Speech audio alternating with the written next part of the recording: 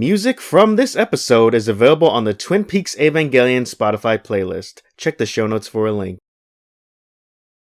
Harry, I have no idea where this will lead us, but I have a definite feeling it will be a place both wonderful and strange.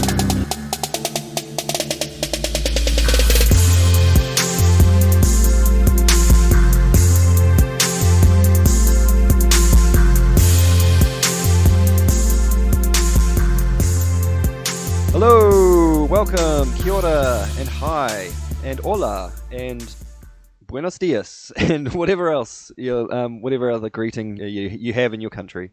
Thank you so much for joining us. This is Twin Peaks Evangelion. If this is your first rodeo, let me explain what we're doing here. This is a podcast with two internet pals. I'm Craig, joined by Vincent, and our whole shtick is that we watch complicated films, or the latter entries in a complicated narrative, without any prior context of the original narrative. Myself, Craig, I'm a Twin Peaks fan, and I am watching the Evangelion theatrical films, knowing nothing about the original anime. My friend Vincent, who's based in the States, he is a anime fan, or I think weeb is the technical term. Is that right, Vinny? I'm not insulted to be called a weeb, so yes, I'll embrace it. Yeah, Vinny's a weeb, and he is watching Twin Peaks The Return, which aired in 2017, with no prior knowledge of anything to do with the original Twin Peaks. So yeah, it's an interesting little experiment that we've got going on here. And this is exciting. We're kind of towards the home stretch of the narratives that we're both looking at. Before we get into it, a little bit of housekeeping to start with. At the end of the last episode, we mentioned that I would be watching the Evangelion rebuild film 3.0 plus 1.0 Thrice Upon a Time. I didn't actually watch that for this recording. We discussed it off pod later on. Vincent and I, we thought it made more sense for me to watch the theatrically released film End of Evangelion, which, as I understand it, was put out in cinemas in Japan in, I think, 1997 as kind of like a finale of the anime. And I definitely have thoughts about this film, which we'll get into. So this is going to be different from advertised previously, but that's what I'm going to be discussing today. Vincent, you have watched parts 13 through 16 of Twin Peaks The Return. So part 13, What Story Is That, Charlie? Part 14, We Are Like the Dreamer. Part 15, There's Some Fear in Letting Go. And Part 16, No Knock, No Doorbell. A couple of other little things that I just wanted to get out up front of this episode. It was also brought to our attention a slight mistake, a glorified typo, I guess you would call it, in our email address. So the name of this podcast is Twin Peaks Evangelion, and the email address that I'd set up for this podcast, if anyone wanted to email us for God knows why, the email address that I had set up was tp:/e@gmail.com. Our mutual friend Richard raised the question about with us just this week about, hey, shouldn't the semicolon actually be a colon? I think a semicolon is different from a colon. Am I wrong? And I just sort of went, no. You're not wrong, Richard. That was something that I fucked up. So thank you, Richard, for pointing that out. Yeah, my apologies, I guess, for all the grammar nerds that have been not emailing me out of spite because of this egregious error. My heartfelt apologies. We could be getting emails from Lynch and Anno about this podcast. We wouldn't even know. Yeah, I mean, that's entirely possible. It's not entirely possible. It's very, very implausible. One last thing that I wanted to get out before we get into the discussion is a shout-out. If you are a Twin Peaks fan and you haven't discovered a podcast that goes by the name of In Our House Now, In Our House Now podcast is a great resource for you. It's a pretty academic and analytical look into Twin Peaks The Return specifically, hosted by two super fans who have been long-time fans. If the publication Wrapped in Plastic means anything to you, they were both involved in that back in the day, I believe. But yeah, I reached out to them to discuss something that we'd brought up on one of our earlier podcasts. They had an episode where they looked at humour in Twin Peaks: The Return, and I reached out to them just to sort of offer some thoughts about the Wally Brando thing and how it's recontextualized once you learn that Truman's son had killed himself. And yeah, got some really good discussion going with them by email. They gave us a little shout out on Twitter, so thank you for that. And if you've come to us from that tweet, welcome. It's great to have you here. So yeah, In Our House Now podcast. Go check that out if you want to hear from people who go way into the weeds on Twin Peaks and have a lot more nuanced thoughts than perhaps we do at this stage. It's a great listen. Okie dokie, let's get into it, I guess. Let's think out loud. Vinny, what did you kind of think of this run of Twin Peaks episodes? It's interesting because stuff happens, but it's not as granular in some spots, but it does push the narrative forward and really sets up that the finale is here and within the next 2 episodes I'll be watching, since that's what's left. The Return was kind of pitched and I think written and shot as one big long film. And if you apply, I guess, the narrative formula that most films have, these run of episodes would be that sort of second to third act kind of rising action towards the climax, with the climax being the next couple of episodes. Quite a lot happens in these episodes, and it's a really interesting run of episodes. So yeah, Vinny, why don't you talk us through it? What kind of happened across these 4 episodes? Alrighty, so episode 13 opens up with the Mitchums partying with Cooper and Bushnell. It's all merry, this merry band of guys, because they didn't kill Cooper. Meanwhile, we get to see Mr. Todd try and call Anthony, be like, he's not dead, need to fix this. Yeah, pretty threatening. So there's a nice duality of happiness and sadness, but also this weird segment of where the Mitchums bought Sonny Jim a playset, and there's a spotlight on him as he plays with a playset. It's a performance. Yeah, it's interesting. That really struck me as well, because I think in one of the previous episodes where they're at the restaurant, it sort of comes in mid-conversation, and the Mitchums are going, "What do you mean? No kid should not have a play set, or not have a gym set," they say. And in my headcanon, somehow Dougie has managed to communicate that his son's name is Sonny Jim, and somehow that's not reinterpreted as he doesn't own a gym set. And then, also, there's lights on it, there's Christmas lights. They wanted a full show for this kid. It's funny, in my head canon, they're like, well, they're showmen, they run a casino, so they're like, lights make it more luxurious for the kid. Yeah, very apropos for Las Vegas. Very. And then cut away from this nonsense to Mr. C. He's driving around trying to find Ray, and he finds them in this hideout with other goons. And then a deal is struck where, in order for him to get Ray, he needs to fight this little mob boss guy in an arm wrestling match. I'm like, this is so juvenile for them. He even puts out, this is kindergarten? I'm the toughest kid in the playground. Gotta beat me. This was so funny the first time I watched it. Hilarious. These goons, their entire chain of command is just a preschool, and it's hilarious. And then, so we see, him toying around with his boss man in the arm wrestling, good form, and then, teasing him into either way this match will go, and then he just, bam, hits him down, then bashes his face in. Absolutely just caves his face in. It was very visceral. We never see, the rest of the body, but I assume, that man's brain is just soup at that point. Just completely gone, just soup. So then Mr. C gets Ray and is like, now I got you by myself. Just shoots him in the leg so he doesn't go anywhere and starts interrogating him about, hey, who told you to kill me? And then that's when he really reveals that it was Philip Jeffries through phone contact. He never saw him.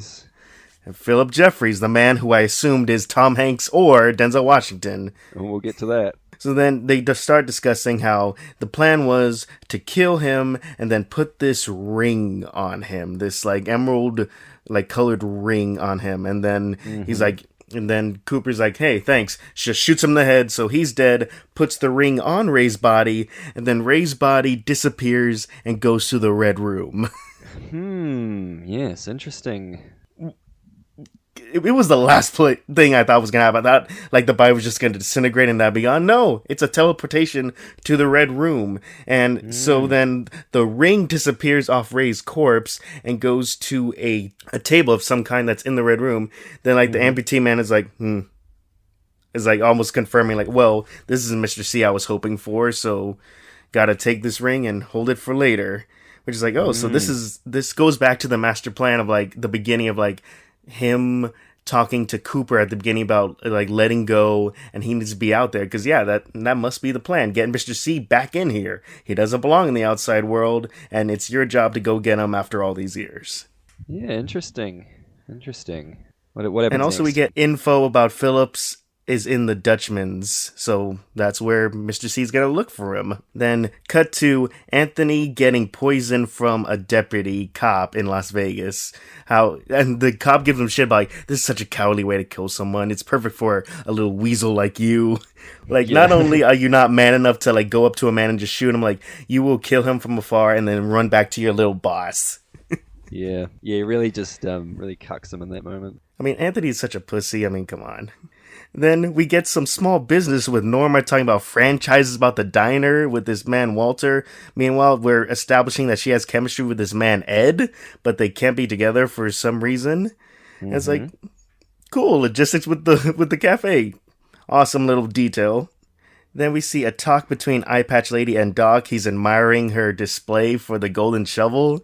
It's just this nonsense of like how they saw each other 4 years earlier because she dropped a potato. Then we cut away from it. Okay. And then we get Sarah in her home watching a looping video of an old boxing match, where it's like the first round, one guy gets knocked down, we're about to get ready for the second round, then loops back to the, hey, first round, boom, just over and over. I'm like, all right, more weird shit. And then Craig, fucking Billy bullshit. Elaborate on that. It's Audrey and Charlie arguing about going to the Roadhouse. Put your coat on. No, we need to just... Nonsense. Dear viewers, I messaged Craig at this moment that I was yelling at my TV for Audrey to put her coat on because I don't fucking care. Just do it so the scene can end. Yeah, no, I was just going to mention that, Vinny was messaging me really frustrated with the whole Audrey plot.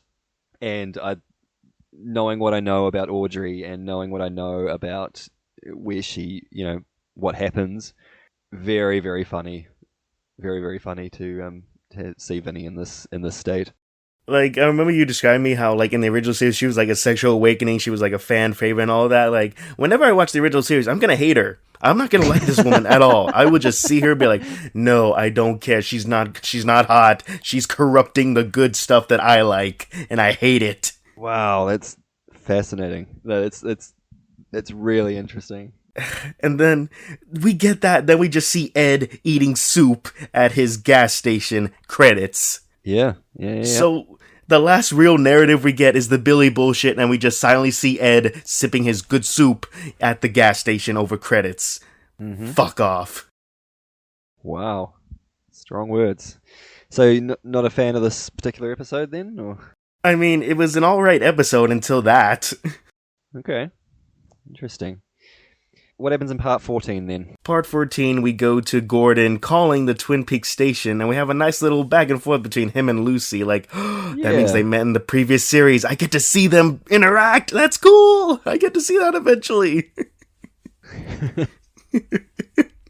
So then we get a discussion between Gordon and New Truman about the revelation about the 2 diary pages, and also Truman hands over the message about 2 Coopers. Then Gordon's like, I can't elaborate why I'm excited about this, but I much appreciate this. Thank you, Truman.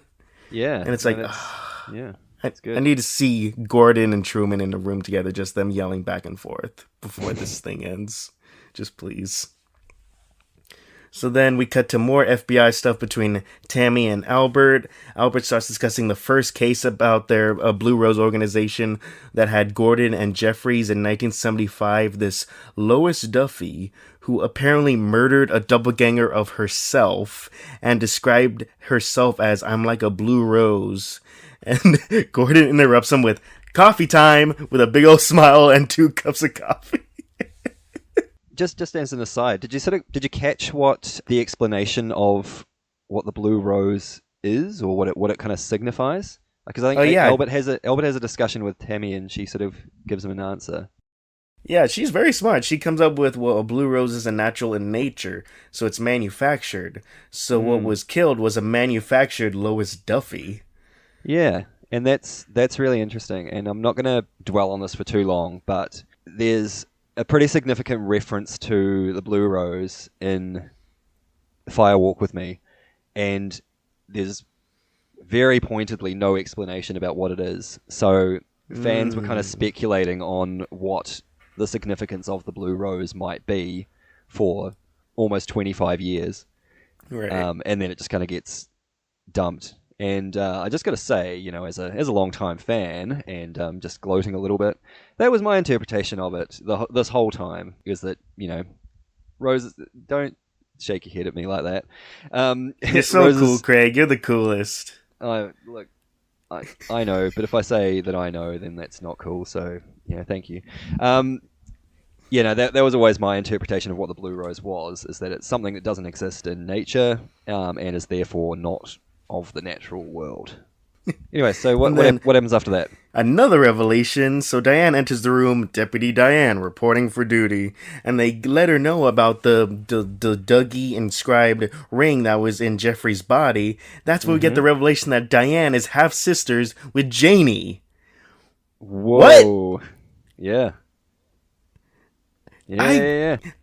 Like, I knew all these plot threads were going to come together eventually because that's how the show's been going, but she's half sisters with Janie.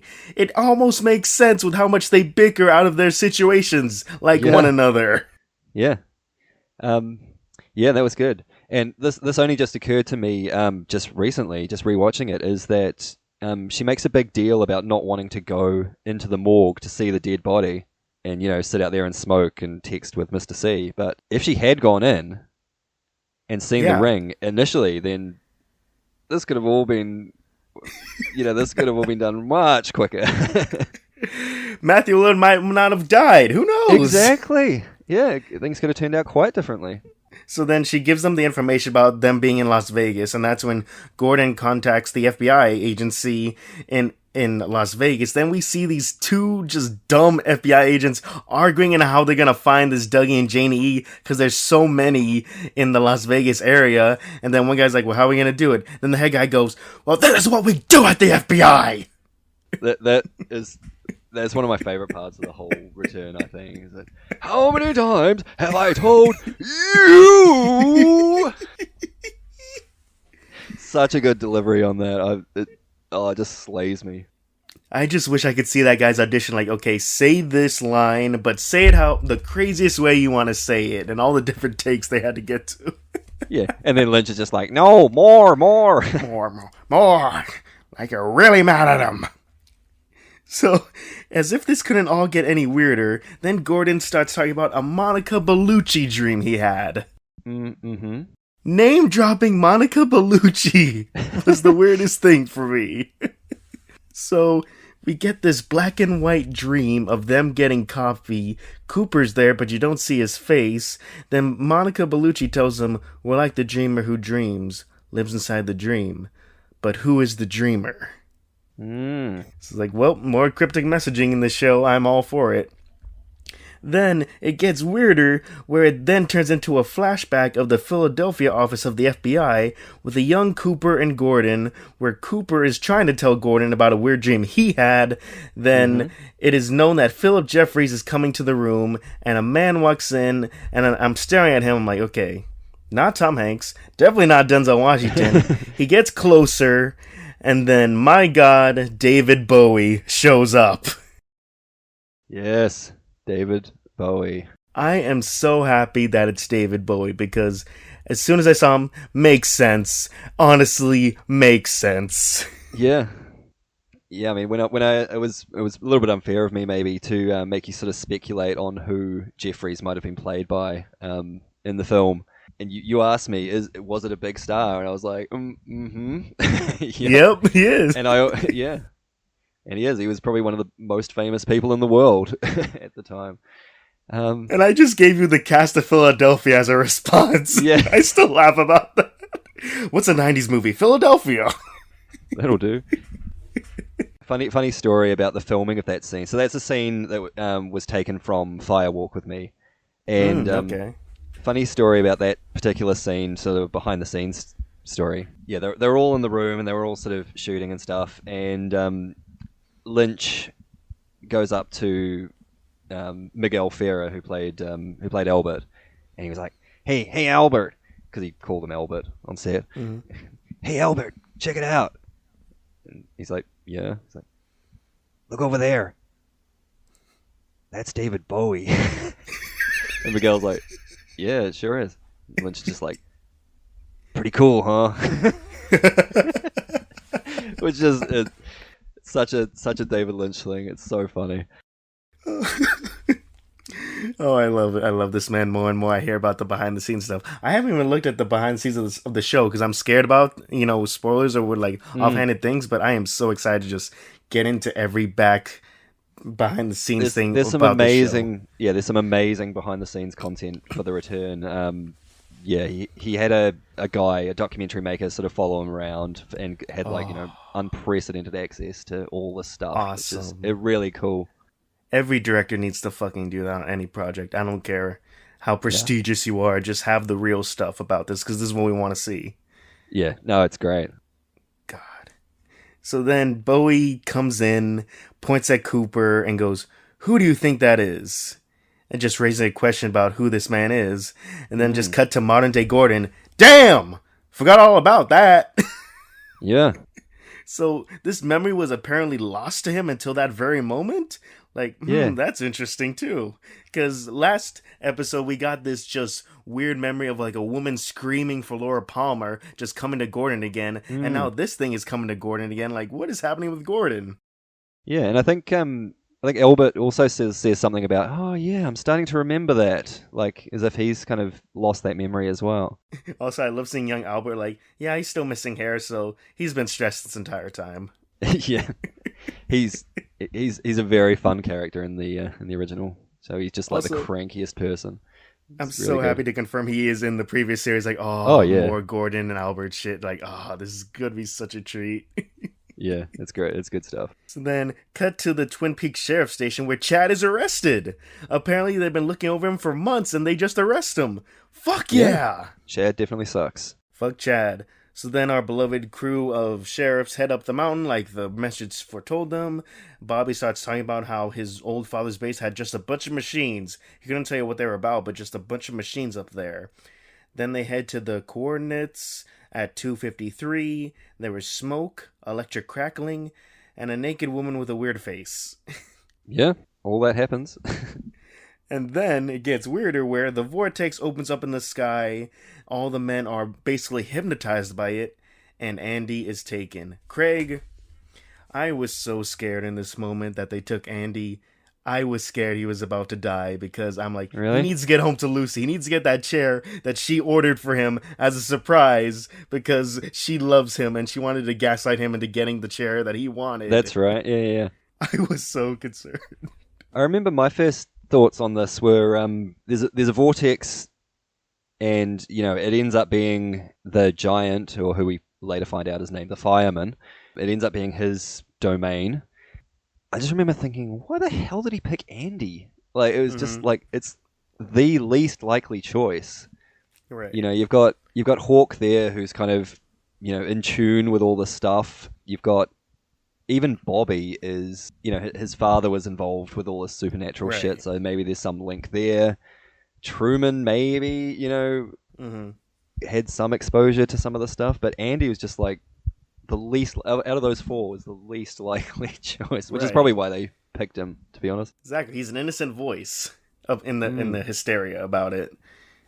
So yeah, we get to see the black and white room with the fireman, who I previously called the tall man, but he says, "I am the fireman," and he gives this like incense thing to Andy to hold, and then it's quiet, and then Andy looks up at like a skylight window type thing, and he sees the Slender Man thing that killed in the soundstage, the black orb with the face from episode 8, the gas station, and the gotta like guy. He also sees power poles, woman screaming, Laura Palmer photo, red curtain from the red room with angel imagery, Mr. C and Cooper like fading in and out over each other to imply, the duality between them, and another power pole with the number 6. Then he's just teleported back to the group. What do you think's happening there?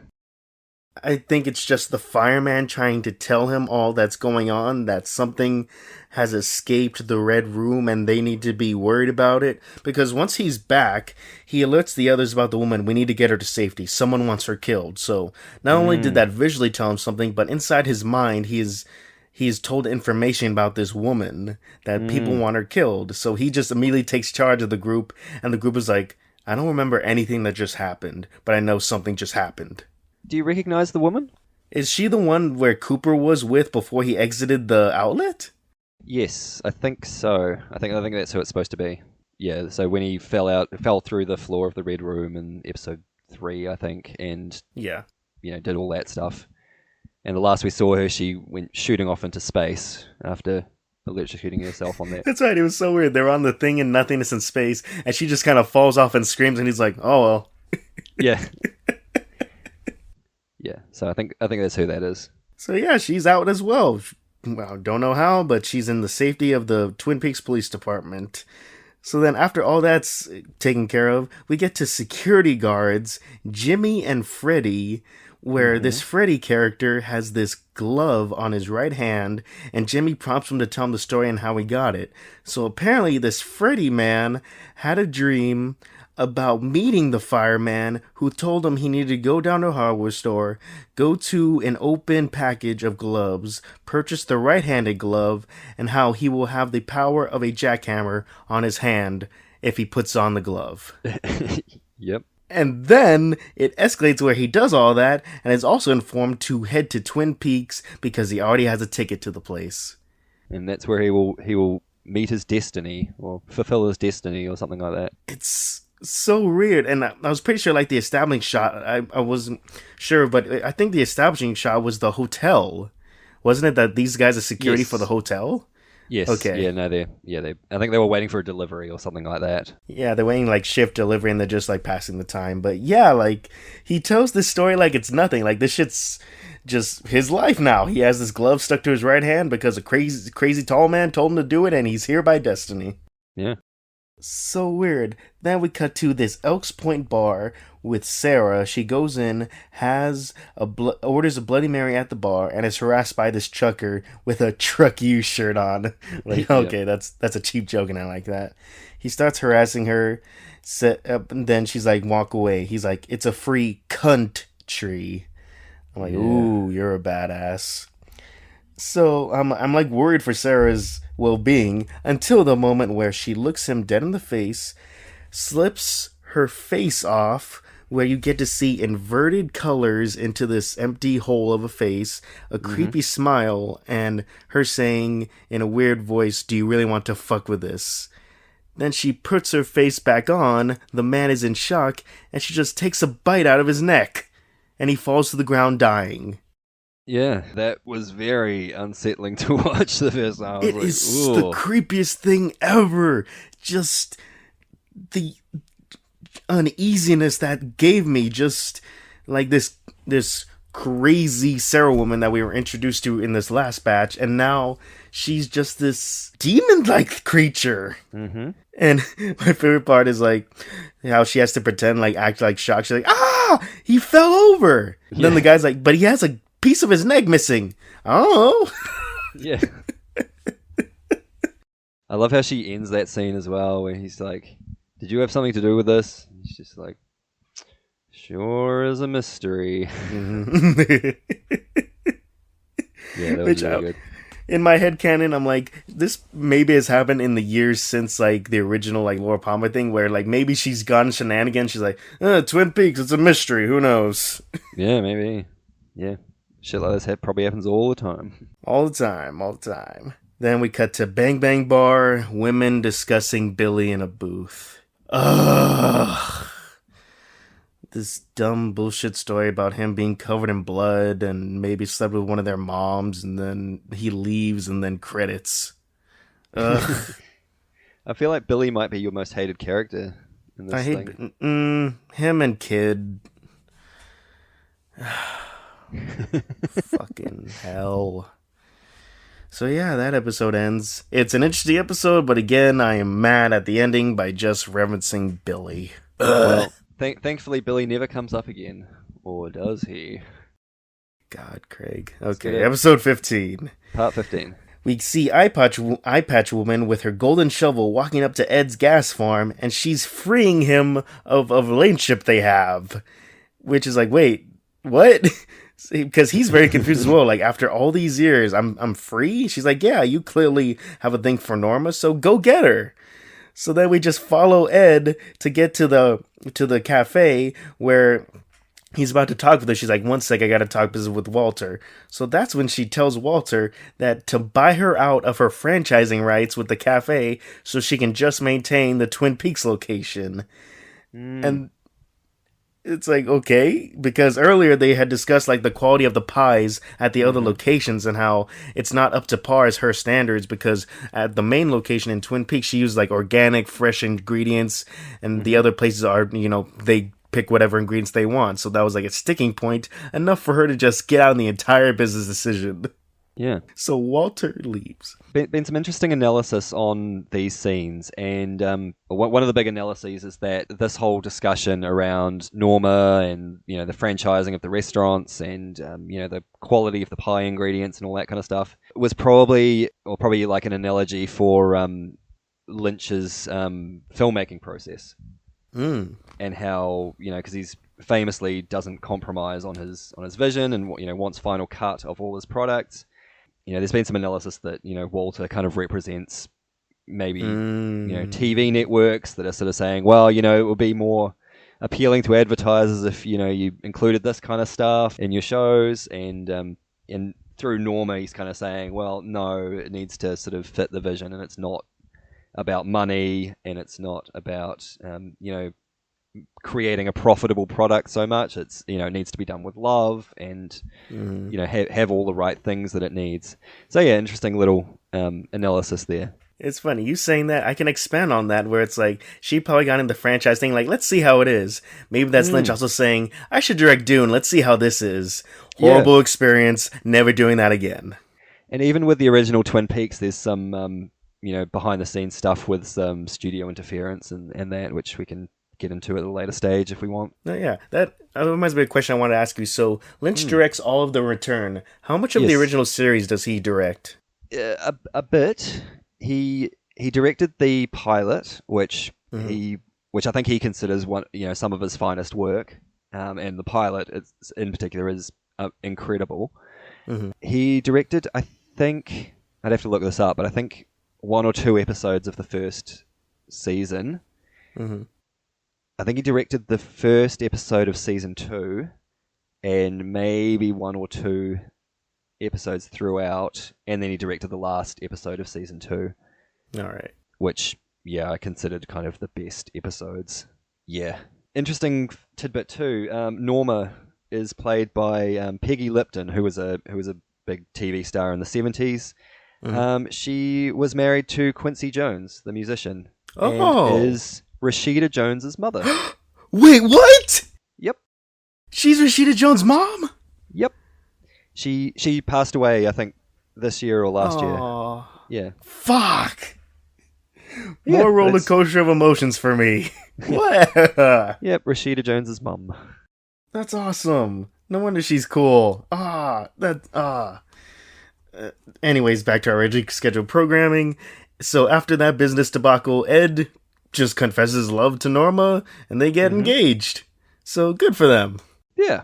Very cool Otis Redding track throughout this as well, the live version of I've Been Loving You. Great song. It was funny because I loved how it was playing with Ed, with Norma, then just immediately just cuts out when it's Walter and Norma talking business, then comes back in to celebrate them being in love. Yeah. Really nice.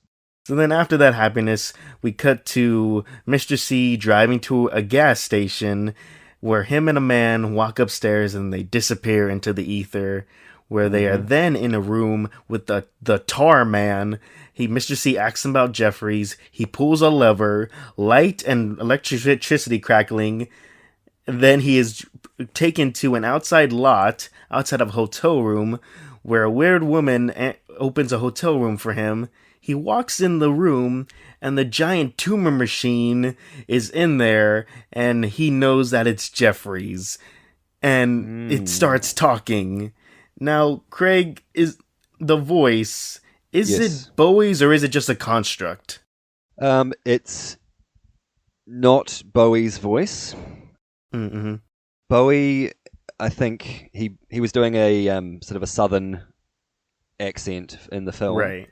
And I think, if I'm remembering this correctly, I don't think he was sort of super jazzed by his delivery of his lines in the film in that accent. So, yeah, they got another actor to do those lines for the Philip Jeffries in a what looks like a tea kettle.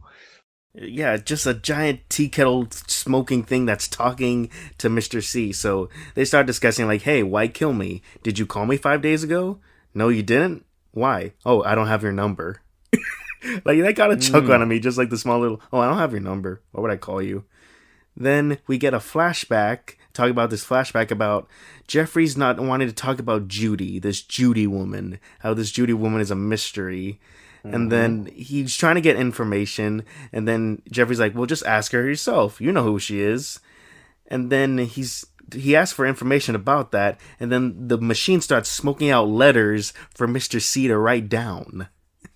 So as if this machine can't get any weirder, it is actually messaging through smoke numbers to Mr. C. So then after the numbers are written down, Mr. C's like still trying to talk to the machine, but this phone ringing is interrupting the conversation. So he finally answers the phone and is teleported outside to a payphone where it just ends. Okay, so clearly there was more to be had, but the machine did not want him in there anymore, so just get out. Yeah, Jeffries didn't want to continue that conversation, maybe. Who knows? So then Kid shows up to confront him about him being an FBI agent and how do you know who I am? Oh, my mom's name is Audrey. When he said that, I'm like, oh, God. Audrey. Sorry, that's such a funny reaction. Just don't. So then he beats up the kid, doesn't kill him though, which makes me upset. And then he's like, get in the car, we're going. And before they leave, he texts Las Vegas. Then the whole gas station disappears after they leave. Yeah, interesting. I assume it goes back to the weird alternate 1950 with the big roaches and gross shit. But who knows? Who knows? So then we cut to the woods where Stevie and this junkie woman are freaking out. He's talking about killing himself. And he's like, but I'm a high school graduate. What? Yeah, it was really hard to hear that. Like, I had to sort of put the subtitles on to understand what he was saying there. And I mean, it's an interesting performance, but like just that little tidbit. But I'm a high school graduate. Okay. Yeah. So then it's just this back and forth about, no, don't kill yourself. Oh, but I have a duty. Then this man with a dog starts walking by and sees them. So then they scatter and freak out. We just follow the woman, but hear a gunshot where Stevie's location was. So presumably he did kill himself. And then the dog walker goes back to the trailer park to tell Carl about the incident because he knows that Stevie lives there. I just want to pause here for a second because the dog walker is somebody whose name you will have seen in the credits a lot, but we haven't actually talked about him very much on this podcast. And we haven't even talked about him at all, to be honest, on this podcast. That man is Mark Frost, and Mark Frost is the co-creator of Twin Peaks. Nice. So he was a TV writer back in the day. I think he worked on like Hill Street Blues and stuff in the 80s, and he helped Lynch develop the show into the TV format. And yeah, he co-wrote The Return with Lynch, so he didn't have a hand in directing or anything like that. But yeah, he was the co-writer on that. They wrote it together. He also wrote a couple of books, one of which came out before The Return came out, The Secret History of Twin Peaks, and that was kind of a it was sort of designed to fill the gap of what might have happened in the 25 years between the seasons. Oh. And he also wrote a book which came out afterwards called The Final Dossier, which I think was intended to sort of tie up some loose ends. Now, the way that they kind of work together is that it's generally considered that Mark Frost is more of the story guy. So a lot of the stuff which has more of a traditionally acceptable narrative flow is usually attributed to Frost. Right. Because he's big on story, and he's interested in mythology and a whole lot of interesting stuff. And more of the abstract stuff generally comes from Lynch, and the way that it's presented on screen is pure Lynch, pretty much. But yeah, just an interesting little tidbit, because we hadn't actually.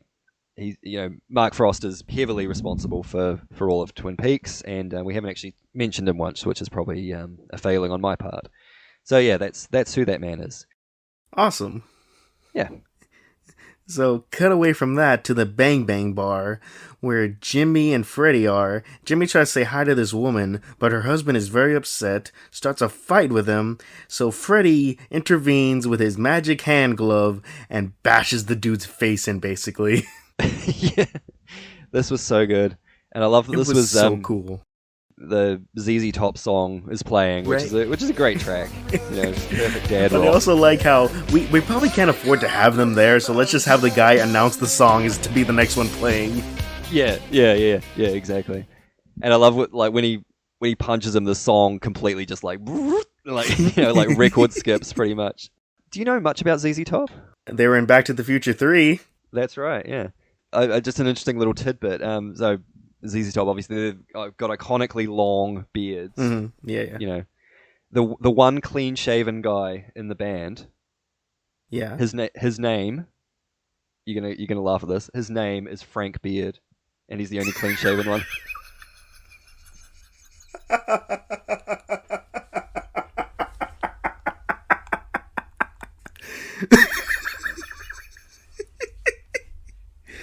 That's awesome! I know, I it's need to good. listen to ZZ Top. That's a great. I mean, Sharp Dressed Man, the song they use, is a banging tune. It's a really cool track. I really love it. It's so good. Oh fuck, that's good. So yeah, they beat up this man and they get arrested. They get taken to the Twin Peaks police department and get arrested next to Chad, the weird woman, and a guy who also got his face messed up. Yeah. And, we never hear any more about that guy except he just echoes whatever is repeated to him and just weird stuff. So that's weird. And then we get Mr. Todd office where he calls Roger in to find Anthony. And Chantel comes in, kills them both. Yep. What? Yeah. No, I mean, I'm guessing that was part of the assignment from Mr. C, was... Right. Because I think he said to them, I've got a double header for you in Las Vegas. So, presumably, he knew that he couldn't trust Todd to get the job done, because he's already failed 2 or 3 times to get Dougie taken out. Yeah, so he's a loose end. But also I like how there was a close up before Mr. Todd is killed, and you can see it's not him, it's just a prop meant to be a blood squirt, and then just the head just explodes, okay, that was worth it for that slight little 1 second, okay, that's not him, but the blood squirt was cool.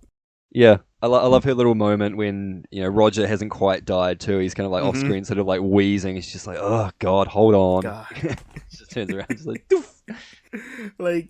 But also in the moment, come on, how many people have you presumably killed so much that you're not going to double tap every single time? Come on. Yeah. You're too concerned about your Wendy's order, you crazy woman. So then we cut to the Dougie household where good Mr. Cooper is enjoying some cake and Janie's lovingly looking at him. Oh, Dougie, all our dreams are coming true. And then we see him just, smiling, eating his cake. Then he starts playing with the TV remote until the TV turns on and the program starts talking about an old team, Get Gordon Cole. And then you just see Cooper just a moment of realization, and he's contemplating things. Then he sees an outlet next to the TV, sees his fork, so he just jams it into the outlet. Electricity goes wild. He's out. Janie screams. that film, classic Hollywood film, Sunset Boulevard, is, I think, Lynch's favorite film, or one of his favorite films. It's definitely like a huge influence on him. And I think he named the Gordon Cole character after Gordon Cole from that movie. Okay, I was gonna say, is that like a made-up program that he directed? But no. Okay, that's cool. It's him paying homage to something he really likes. That's cool. So then, cut to the Twin Peaks station where Log Lady calls Hawks to say that she's dying and just a final goodbye to her. And I got upset. I liked Log Lady. She's cool in the brief little interactions I get with her, and it was just a nice little send-off but also a warning to watch out for that one. Under the moon, my log is turning gold. Good night. And then we get this shot of the moon being covered in darkness, like, oh, that's cool, just to signify, that's her passing. Just the darkness overcame and she's gone. Did we talk about this in an earlier episode? I can't remember. The actress who played the Log Lady was a good friend of Lynch's and was involved in, I think she was in his first film, and was with him throughout his whole career. She was really ill towards when they were gearing up to shoot The Return, and I think they shot those scenes with her, like they sort of set it all up, and she was basically days away from death at that stage, and she just managed to sort of belt out this incredible understated performance, clearly in a lot of pain, and I think she died maybe 3 or 4 days later. And this is back in 2015, so I think those scenes might have been the very, very first thing that they shot for The Return. Yeah. Oh, that's great to hear that he did that for her. Just have the most beautiful send-off ever for this one person who meant the world to him, probably. Yeah, absolutely. So then Hawks gives the news to the rest of the group, and just Lucy's devastated, which is like, yeah, I'm sad too, Lucy. So then after this, Billy bullshit. Back to Audrey and Charlie. Back to nonsense. Put your coat on. Let's go. And then finally Audrey just attacks Charlie and goes, I fucking hate you. I'm like, yeah, me too. I hate both of you. This is exactly how I feel. Then cut to Bang Bang Bar. A woman is pushed out of her booth by some bikers. She crawls on the ground of the dance floor, screams, credits. Yeah, that was a cool scene. I really like that scene. It was cool, but fucking Billy bullshit preceding it again. Just, God. Yeah. God. Episode 16. Mr. C and Kid go to the coordinates where he's been getting the information from all this time. He sends the kid up there with a tracker, and so goes, once it's all harmonious beeping, then you found it. So then Kid goes up to this giant rock, goes, I found it, gets electrified, and presumably dies. Yeah. Fuck. Yes. Yes, great. Feels so good. They have a little exchange before that where he sort of says, I've been given coordinates by 3 separate sources. 2 of them are the same and 1 of them is different. If you were faced with that, what would you do? And he goes, the 2 are the same. Yeah, I'd go to the 2 that are the same. Is that something you'd do, Vinny? I mean, I'm usually go to the opposite thing, so I would have done the one that's different. It feels like the 2 were conspiring against me, so the one that's different must be the truth. Interesting. I wonder if that says something about your conspiratorial nature, perhaps. I don't know. Do I have trust issues? Oh, buddy.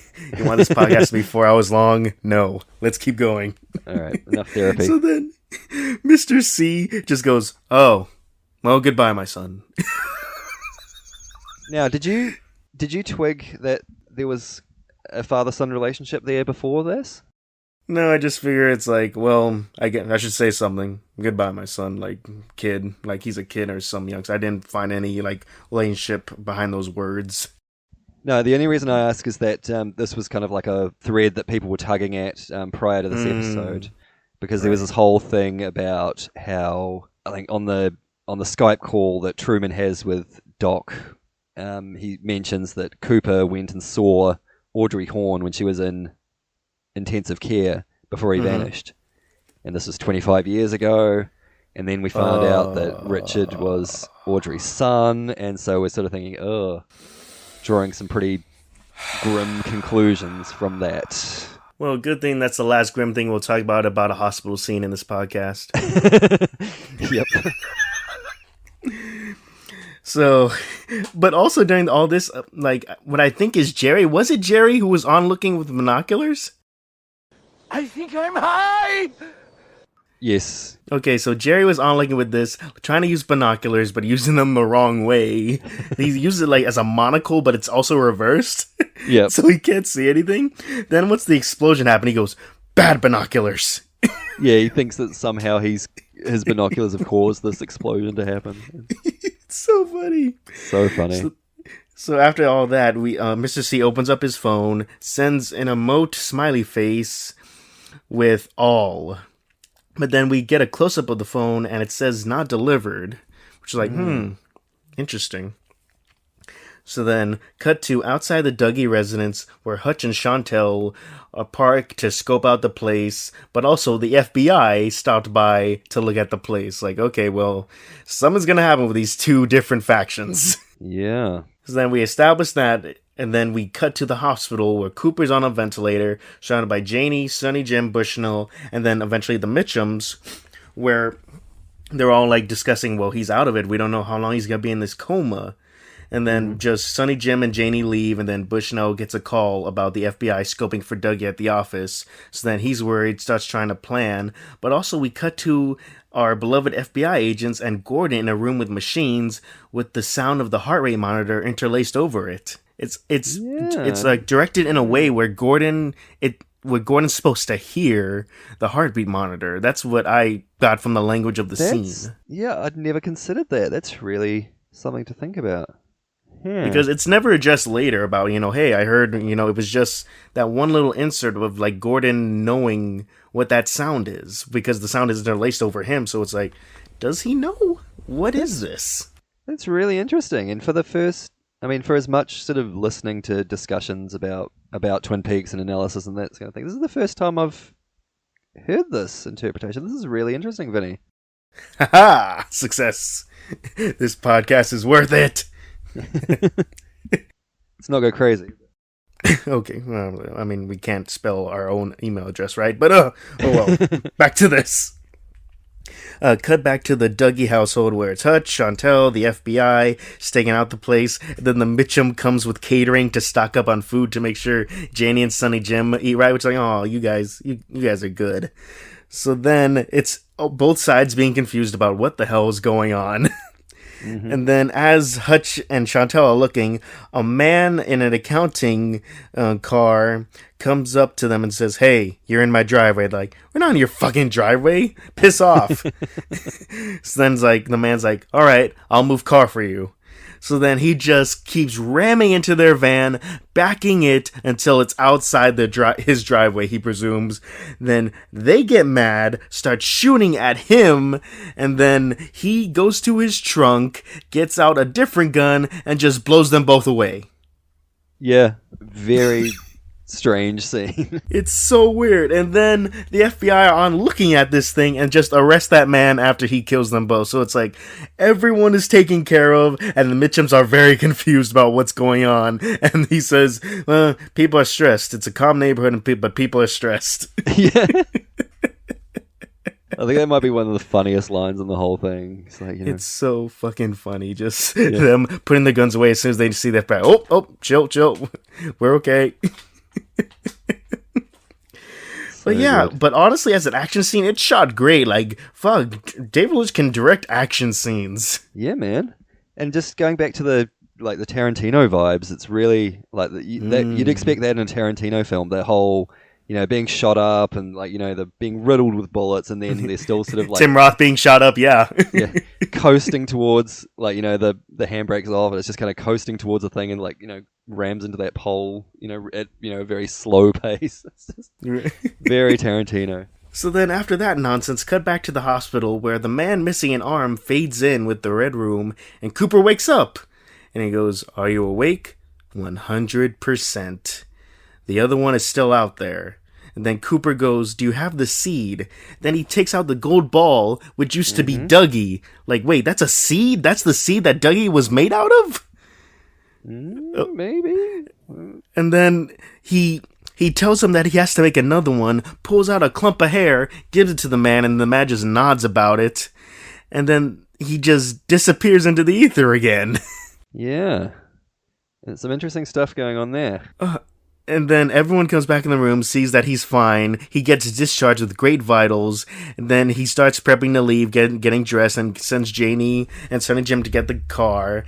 And then he asks Bushnell for the secret gun he has, which that was a small thing where I'm like, that's interesting that I assume that Cooper was locked in there all this time, but he was still observing his surroundings and spent enough time with Bushnell to see that he was packing on him the entire time. Yeah. Yeah, potentially. Yeah, I hadn't considered that either. Ha ha! Ha ha! I mean, my reading of it was just that he's just so eagle-eyed that he kind of noticed a little bulge in his, where the gun would be or something. Yeah, but he says it like, "Give me that gun you have on you at all times." Like, oh, okay, so he knows that it's on him. Okay, that's interesting. So then he gets on the phone with the Mitchums to meet them at the casino, but also have their jet fueled. And then Craig. This moment I've been waiting to tell you this entire time, because Twin Peaks does the most anime thing possible, where the opening song starts playing as shit is going down. Craig, there are countless anime series where the final episode skips the opening song, and in the final battle, the opening song plays almost like a, fuck yeah, let's go! And this was the most anime thing in this entire series. Wow, okay. Where I'm like, David Lynch has seen anime. This is confirmed. I don't care what anyone else says. It's interesting because one of the criticisms, maybe not criticism, but one of the observations was in the original series, there's these music cues and specific tracks that come up and sort of underpin various scenes. And in the return, a lot of that was absent. Like there were very, very few. And I think this might have been the first time outside of the title sequence that track had been used. Mm-hmm. Maybe. I'd have to check, but right. Yeah, definitely used to this kind of level of prominence at least. And then it gets more fuck yeah, where like it's Bushnell being like, but Cooper telling Bushnell, hey, if Gordon calls, give him this message. And then Bushnell goes, yeah, but also you should know the FBI is looking for you. Then Cooper goes, I am the FBI. Yeah. Fuck. Yes, as the music is playing, like, oh, this is so good.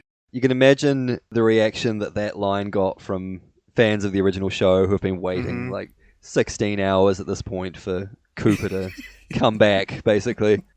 You can imagine the kind of response that got.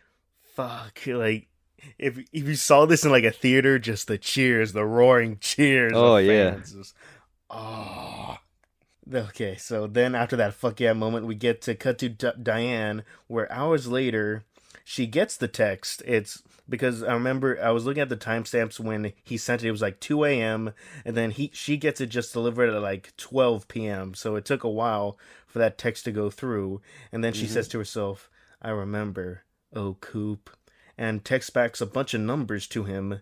And then we establish that she's like frazzled by all this and has a gun in her purse and is going to tell the FBI team what she remembers about that last time she saw Cooper. So she tells this narrative how she saw Cooper again 3 or 4 years after the last contact she had with him, how he was very different. He acted very different and stern and was grilling her about what was happening in the FBI since his disappearance.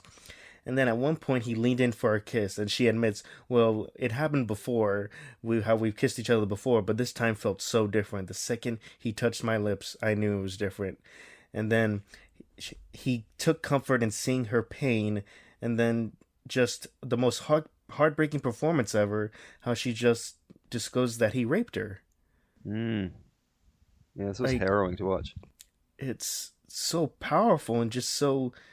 like, the uneasiness I got just from her words and performance, like, God, like, Mr. C's already a villain in my mind, but it just keeps sinking lower and lower, just... Yeah. I mean, Laura Dern, you are acting your ass off, and I believe every word, because you can just see in her eyes and the crying, she's reliving it again. Like, for some reason, she forgot about this as well, and it just came back to her, and she's having to relive this as she's giving the information to the FBI.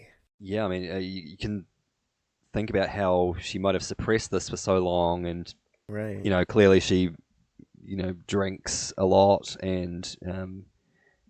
engages in activity that is perhaps, that people who have gone through that experience often exhibit. Right. There's ways to kind of try and get past it, and probably not the healthiest ways.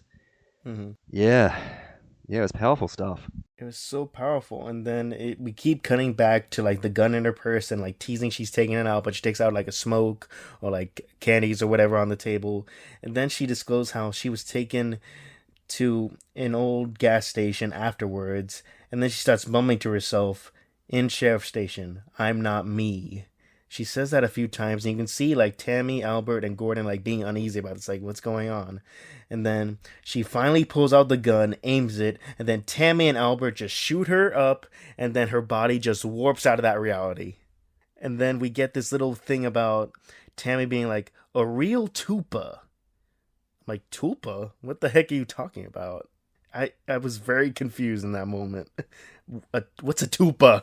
What was your reaction when she sort of like flew out of the room? What? I mean, at this point, I already assumed that she goes to the red room. Like, she goes there. Like, at this point where when shit disappears, you go to the red room. So I'm like, interesting how this moment she dies, presumably, she's taken there. And then what happens after that? So then we get a shot to her of the red room. She's sitting in the chair, and then the man with the missing arm approaches her and goes, "Someone manufactured you." And then she goes, "I know, fuck you." Yeah, that's right. And then we just get the static shot of her in the chair, just moving her jaw, and then a loud jaw cracks, and then her face caves in on itself. Then we see a black smoke and the gold ball, the seed, if you will. And then it's like, yeah, she was a manufactured doppelganger. So it's like, wait, so where's the real Diane then? Yeah. Or was Diane just the tape recorder, and then she was just made off that idea that this is who Cooper confides in? This is one of the big mysteries. And then after that batshit nonsense, we get to see the casino. Cooper takes in Janie and Sonny Jim, and Mitchum's like, "Oh, when are we all going?" He's like, "Give us a sec." So then we get this very heartfelt goodbye between Cooper and Sonny Jim and Janie, and he tells them, "You made my heart so full." Like, he was paying attention this entire time, and him being with a family, because I imagine like him 25 years in the red room is like, who knows what the fuck he felt, how he felt in there, and then just being entered into this family. Sure, it's troubled, but it's still family, he helped them in a way in his vegetative state. And then Janie is like pondering on the fact, wait, you aren't Dougie. And then he makes a promise how, "I'll walk through that red door and I'll be home for good," which at this point I'm like, okay, well, it's not going to be him. It's going to be the one-armed man who made another Dougie doppelganger. That's what I assume he is promising. And then he kisses Janie goodbye and then rides off in a limo with the Mitchums. And he tells the Mitchums the entire truth, who he is, what he's about, and where they're going, the Twin Peaks Sheriff's Department. And the Mitchums are like, we have trouble going to an establishment like that. And then Cooper goes, "I'll vouch for you. You guys have hearts of gold." But I just love how that's their immediate thing. Like, we're helping you, but cops, we don't do well with those guys. Yeah, they do say something like, we're not well liked by law enforcement, or something like that. Yeah. So then it's like, fuck yeah moment. We're heading back to Twin Peaks with Cooper. Cut to the Bang Bang Bar. And it's Eddie Vedder performing under a different name. Yeah. That's an interesting point. Yeah, I think that's his real name. It probably is, yeah, because Eddie as well, something. But I was there like, oh, the most 90s things ever. Eddie Vedder. Bobby's head on a grill made of concrete. Yeah. River flow. So, anyway, I'm like, okay, I'm vibing with this. Says she's in love with him. Can't find Seattle. For all you Zoomers, that's what grunge is. Yeah, those Nirvana t-shirts you see down at Hot Topic. Yeah. No. Anyways, let's move on. So I was like, okay, cool. I get to hear Eddie Vedder performing. Then who walks in to the Bang Bang Bar? Audrey and Charlie. Fuck off. I don't care is what my note says. But this was their this was their end goal, though. They wanted to get to the Roadhouse, and yeah, but look, they've put their coats on. They've made it out the door. You should be happy, right? Yeah, totally. I'm happy. So then it's just them talking around to various people as the performance goes on. So then after the performance ends, the announcer goes, "Now it's Audrey's dance." And then this song comes on, and Audrey, almost in a hypnotic state, starts dancing at the dance floor that's just been cleared out by everyone. So apparently this is a thing that happens where Audrey does a dance by herself on the dance floor, and almost in like a hypnotic state. And then a random fight breaks out between two men, and it kind of snaps Audrey out of her like trance, where she immediately runs to Charlie and goes, "Get me out of here." And in that moment, she is teleported to a white room where she's not wearing the same makeup or same clothing. She just looks at a white room and a mirror at herself. And then she's confused. She's like, what? And then cut back to the main stage of the band. Weird audio plays of their music and then credits. Yeah, so what's going on there? What's going on is they're trying to make this plot thread relevant, and I don't like it. I'll give you a little bit of behind-the-scenes knowledge because I think you'd find this interesting. So, when the script was being written, apparently Audrey's scenes were very, very different. So what we saw on screen was not what was originally written for that character. And we don't know for sure, but there's some evidence to suggest that what happened between Richard and his grandmother, in that whole scene, there's some evidence to suggest that that was originally intended to be Audrey in that situation, rather than the grandmother. Okay. Sherilyn Fenn, who plays Audrey, whatever the scene was as written, she didn't like it and basically refused to do it. So the whole Audrey storyline was essentially written at the last minute and was one of the very last things that they shot. You don't say. I don't get the impression of that at all. And yeah, so I think Lynch wrote that by himself and added it in sort of at the last minute so that Audrey would have a presence in the story. But if it seems a little bit disjointed, which it, clearly you've articulated that it does, that's probably the reason behind it. So, yeah.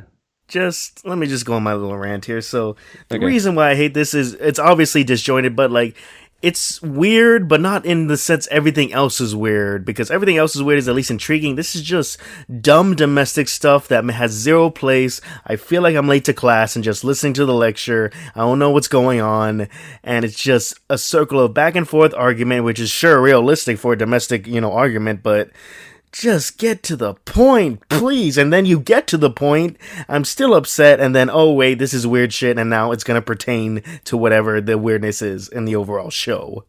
Ugh. No, I can sense your frustration, and that was definitely shared among the community. I think a lot of people were frustrated with the Audrey stuff. As fans who had an attachment to original Recipe Audrey, it was very jarring and very disconcerting to see her character portrayed in that way. I think personally it's a weak point in the return overall. I probably don't have the same level of vitriol towards it as you do, but yeah, I think it's definitely one of the weaker aspects of the narrative. Yeah, and that kind of brings us to the end of the 4 episodes, doesn't it? Recapping. Yep. Shall we talk about the end of Evangelion then? Yes, let's get it over with. All right. Let's get you to Unit 1. Move it! This was a hard watch for me. Not so much in terms of what, actually watching it, but trying to recap and describe what had happened. I think we were messaging back and forth a little bit, and you sort of said that it was this film is more of an experience or something that you experience rather than sort of follow specifically. Right. And I definitely felt that. And I'm all about that. I think it's cool. But yeah, I only watched this film the once, and I didn't make any notes while I was watching it, but I think I've managed to sort of cobble together pretty much what happens. All right, so End of Evangelion, and I'm assuming this picks up right from where the anime sort of left off. It picks up from after episode 24 and runs concurrently with episode 25 and 26. So, this opens with a scene of Shinji visiting Asuka in a hospital room, where she's in a coma and she's hooked up to a bunch of medical devices. Kind of pouts a bit and tries to wake her up, and in doing so, he kind of turns her over and her shirt comes undone, clearly. There's some lingering shots of her IV drip, and it's made very clear that the door is locked, and you kind of hear the sound of what I first thought was Shinji kind of sobbing, but then you see that he's somehow silently sneezed into his hand and has mucus from his sneeze all over his hand. Maybe he has allergies or something. No, listeners. He was jerking off over her comatose body. Yep. The opening scene of the movie. Oh my God, Craig! You have a tissue over your microphone. That doesn't help. It's my pop filter. No, it does actually. No, just visually, just what you just described, and then you pull out a tissue. Like, wait, Craig, no. Yeah. So he was jerking off over her comatose body, and this is less than 2 minutes into the film, and we're confronted with a very graphic shot of Shinji's hand covered in semen. It's funny that you thought it was snot, because that's what I thought when I was very young, saw this for the first time. I thought he was crying that she's just out of it. No, that's very much not what I thought. And he murmurs, "This is so fucked up." To which I said, "Yep." Yep. Oh, Vinny, like, what? How was this received in the fan community? Like, was there a discussion around this when the film came out, or since? Yes, it's Anno making a commentary about how gross anime fans are and how their over-sexualization of the young teen protagonist in any type of medium. So it's like, this is him confronting the fan, basically like, see, this is you. This is what you do to innocent characters. You just use them as objects. But then it's also us discussing, this is very much too far and not how you should open a movie. Yeah. No, it's so gross. Like, anyway, we move on from that, thank God, and we see that Gendo is talking to a bunch of monoliths who I think are either the avatars or like they're either communicating through these monoliths. They're people who I think are members of Sile, this organization or something, and they decide to send an army to infiltrate and then overrun the Nerve headquarters. And basically all these soldiers kind of get into the base and they essentially slaughter most of the staff who are working there. There's a really huge battle and Masato tries to kind of hold off the attack for as long as she can. She also orders that Asuka be put into one of the Avas, I think Unit 2? Yeah, her Unit 2, yeah. Yeah. And then deployed to basically the bottom of the lake, where she'll be harder to find. Yeah, Masato tries to go off and find Shinji, who's cowering under a staircase in a depressive state. Mm-hmm. Probably because he's rightfully ashamed of what he just did in the hospital room. Exactly. Let him find him. Let him just blow his brains out. Come on. A group of soldiers do find him, and they're about to pop a cap in his dome when Masato shoots at them. She blows off one of their heads in this really cool kind of fuck yeah moment. Hell yeah. Then she gets mad at Shinji for being a mopey little bitch. Yep. Yeah, he's kind of saying, I want to die. And she sort of does this really cool, no, fuck you, you can die later, you little bitch. Essentially. He's not having any of his bullshit. She drags him out and gets him to an elevator, but then she is then shot in the process. Yes. And does she die at this stage? Yeah, I find her as like clinging to life at that stage. Yeah. Right. Yeah, because I wasn't quite sure if she had died or not. Okay. But yeah, Shinji then finds Unit 1. Well, Craig, you missed something. Okay. She kisses him. Right. Okay. And says that's how grown-ups kiss. We can do the rest when you get back. Oh, yeah, no, I did miss that. I think I was probably still reeling from the hospital room scene, to be honest. But yeah, how do you feel about that? So he's still 14, yeah? Mm-hmm. And she's still still 29. Okay, yeah, so not great. What's that a commentary on? Is that like anime fans' wish fulfillment or what? I don't know. I mean, it could be like the shipping, like between, why do you ship like the kids with their mentors? Like, that's gross, that's disgusting. But I also took it in a realistic sense, like, Masato knows she's dying. She needs to motivate this boy somehow. How the fuck am I gonna motivate this whiny little bitch? I know the one thing he wants the most in the world. Yep. If there's anything I know, having been a 14-year-old boy, yep, that would probably have done. Oh yeah, you kidding me? I would have fired 100 angels after that. God.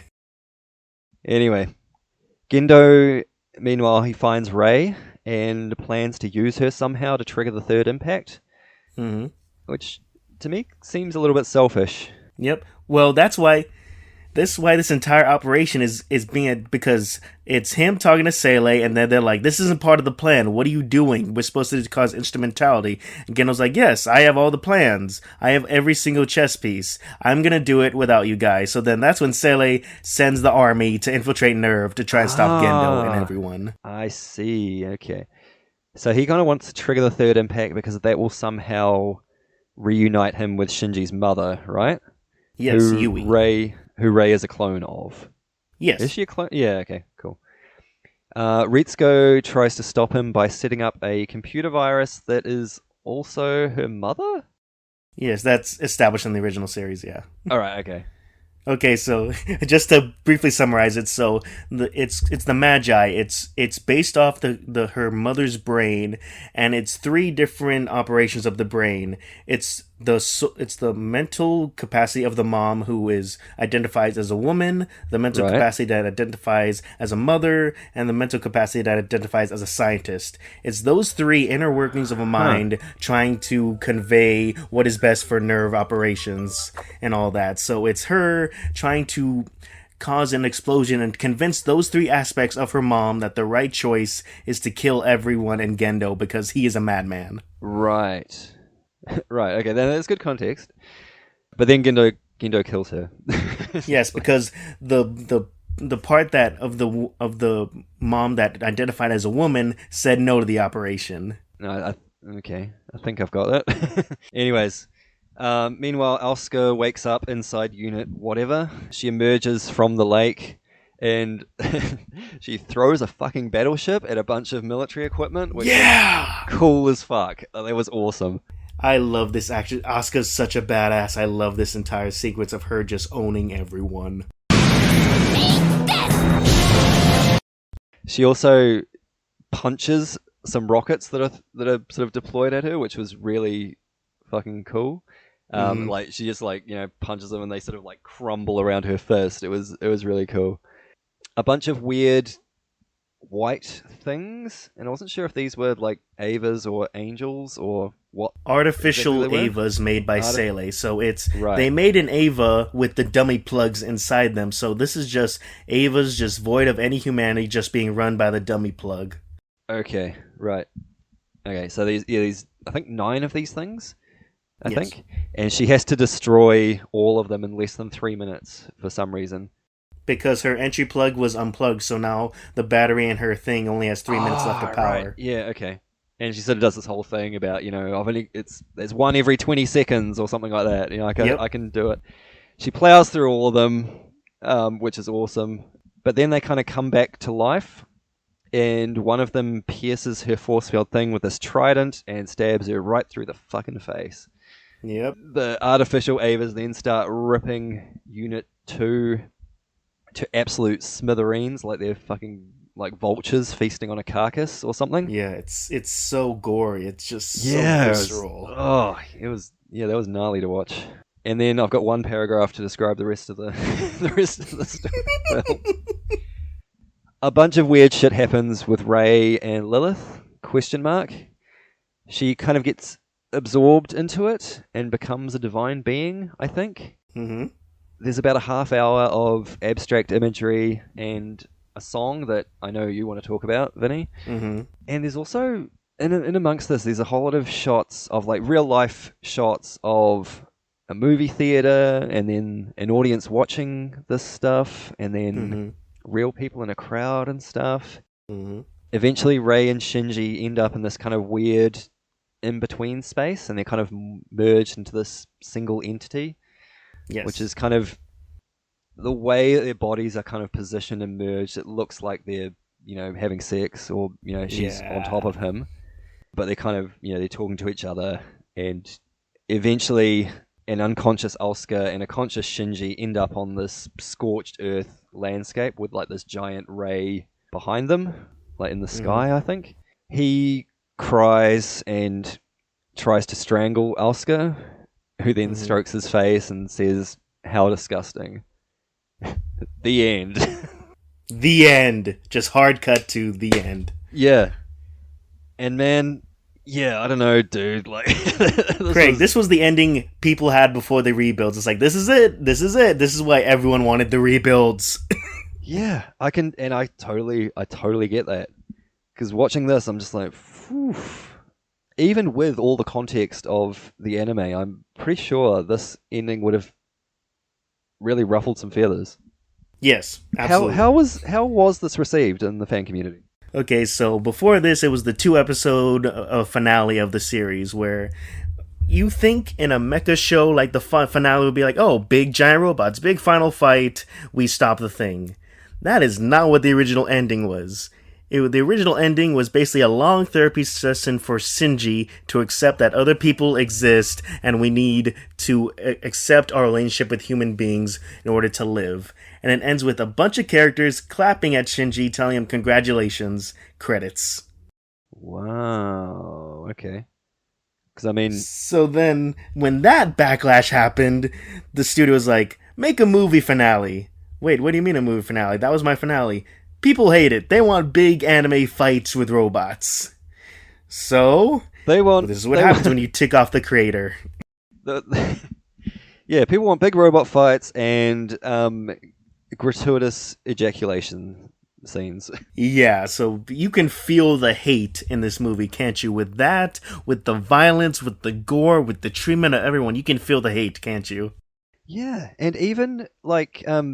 I feel like there was some real interesting meta stuff going on towards the end there, with like the shots of the movie theater and the shots of people in the movie, presumably watching the movie.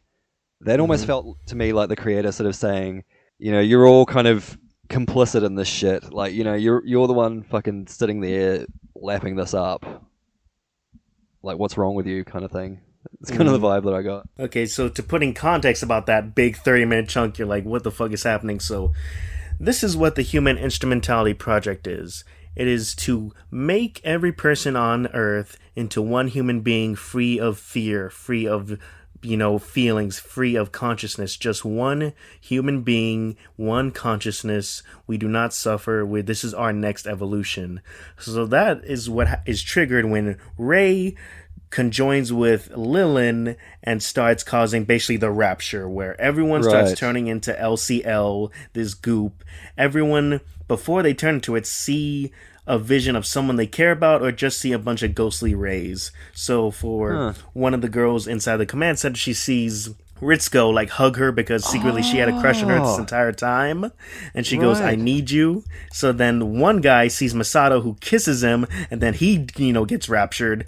Then one guy just sees a bunch of ghostly rays and freaks out, so clearly he just had a bad experience. And then we see Gendo's right man Fuyutsuki see Yue be like, was this what you wished for? And then he gets raptured, and that's when they all kind of like explode into that orangey goop. Yes, stuff. Because that's them becoming the same being. And is that substance, when Rei and Shinji are kind of conjoined, is that kind of where they are in yes, amongst all of that? They're inside it. Huh. Mm-hmm. Okay, it's starting to fall into place. Yeah, I mean, it's still nonsense, but you see like Yeah. the logic behind the nonsense, right?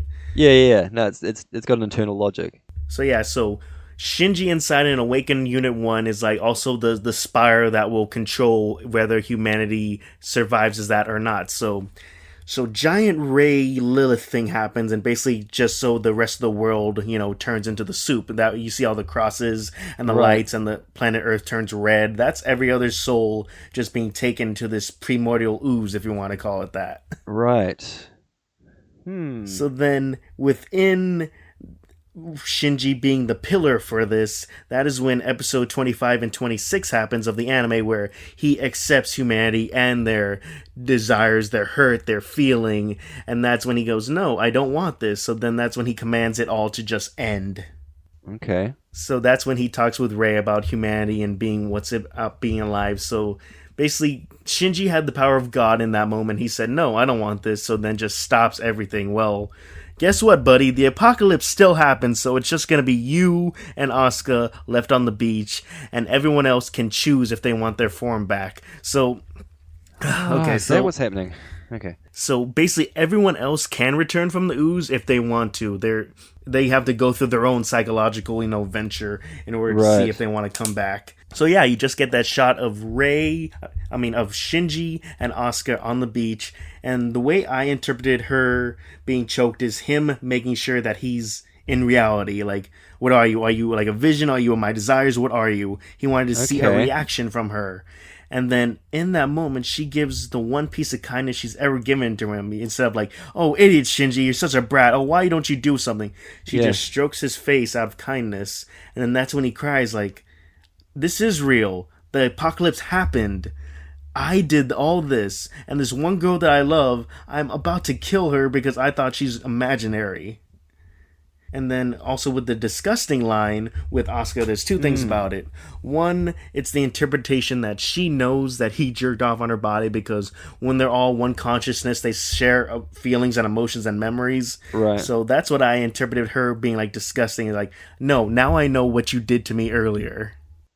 Oh, that's uncomfortable. and then also behind the scenes on how director got that performance from her was that she didn't really know, she wasn't acting in that first scene because you don't need a voice in that scene. She's just comatose. So it's just Hideaki Anno discussing, okay, Asuka, because he didn't like the original way she was saying disgusting in like the final moment. Then he gives context about what happens. Imagine you're in a hospital bed. A man is in there. He can do anything in the world to you. He can do whatever he wants to. You can't do anything. You're asleep. You don't know what's going on. And then he does what he does. How do you feel? And she goes, disgusting. That's how he got the performance in that final moment. Which is like, yeah, that's... But it's a genuine reaction. It's not acting. It's her generally saying disgusting. I mean, you hear these stories about how directors get performances out of their actors, and yeah, that's icky. But that's the end of Evangelion. Yep. I could not imagine being a fan of this and having that as an ending. Like I would be pretty mad, to be honest. It was better received because of the cool violence fights. Yeah, and I mean, I did. Don't get me wrong, I did enjoy all the abstract imagery and all that kind of stuff, and I was going to do a separate section about music in this discussion, but I think we can just kind of talk about this now. That song, what's the name of that song? Come Susser Todd. Which means Come Sweet Death, I think. Is Yes. The translation. Yeah. Vinny, is this the most upbeat song about depression and suicidal ideation in the world? Yes. That is why I am obsessed with this song, because not only does it play over the apocalypse of this entire movie, it talks about depression. Anno's the one who wrote the lyrics for that song. Now, I have a question about this. In the Japanese release of this film, were those lyrics still in English? Yes. Okay, so that's the only version of the song. There isn't like Yes. a Japanese. Okay, it's just interesting to me that for a Japanese production, a Japanese creator to write a song where the lyrics are sung in English and it has a title which is what, German? I believe German, yeah. Is there anything to that, or like was it just I'd imagine that for a Japanese audience that wasn't that didn't know English so well, it would be almost like us watching the second film and having that really cool lullaby song right in that final scene in Japanese and not knowing what it's actually about or anything. Right. I mean, I take those both instances as you just feel the vibe of the song over this moment. I wonder how much, if anything, the meaning of the lyrics was kind of lost on a Japanese audience or a non-English speaking audience. Right. Because those lyrics are fucking bleak, man. Like, right. Yeah. Like they're sung in a way where it's not a bleak song. The tempo is upbeat. It's tumbling down, but the second you analyze it and listen to it, like, wow, this feels appropriate for the song for the ends of the world. Yeah. And I mean, I don't have the lyrics in front of me, but it's all things like, I know I've let you down and my love is gone and, and I want to end things. It's lines like that. It all keeps tumbling down. Yeah. It reminds me of, I'm only thinking about this because I heard it in a chemist yesterday, the song Steal My Sunshine, which is a really sort of poppy, upbeat song, and it's about depression. You listen to the lyrics, and it's all about being in a depressive funk, basically. And it's like it's just, as the kids say, a huge bop. Yeah. Yeah. It reminded me of that a little bit. Great song though, like far out. What a banger. I listened to it in the car this morning because I had to drive somewhere, and it lasted the exact duration because it's a long track. It's nearly 8 minutes long. Yeah. Shall we move on to our next section then? Let's talk about resemblances. Let the sacrament begin. Is there anything from these 4 episodes of Twin Peaks that you've noticed that sort of correspond or there's parallels to in the End of Evangelion film? Anything that jumps out at you? A character named Ray is a pawn in this grand scheme, and it fulfills their purpose. Yes. A character named Ray. That's great. And also a character named Ray, through external machinations, ends up in an extra-dimensional space. Yeah. That's great. That's really cool. That's really cool. I felt like fuck yeah mo when I realized that he's also named Ray. Ah! Yeah. Awesome. No, that's cool. I didn't have too much. I'm tossing up whether to sort of bring this up, but just what we spoke on before around some of those scenes that are shot in real life of real people and real crowds and real audiences and stuff, and how that does kind of add a meta element to the story. Yes. There's an argument there that this is either the creator kind of acknowledging the audience and making them complicit in something, or that it's the characters kind of, in a way, becoming aware that they're part of a story. Mm-hmm. I feel like, and you're going to hate this, I feel like there's a parallel with that in Audrey and Charlie's story. Cool. Because, and without getting too far into the weeds, there is a reading there. Audrey's story is a meta-narrative, and there's some awareness of her being a character in a narrative. Yeah, again, you're going to hate this.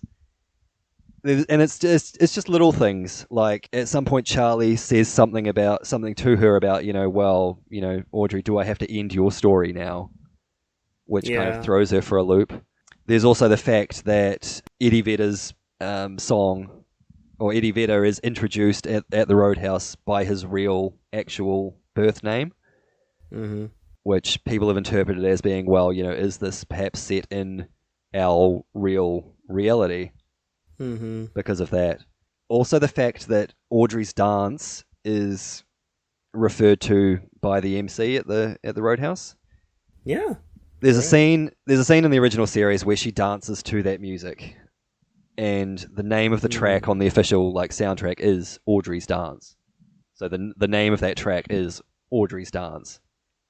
And there's this analysis that the fact that it's referred to as that within the narrative is a meta commentary on the real song as it exists in the real world.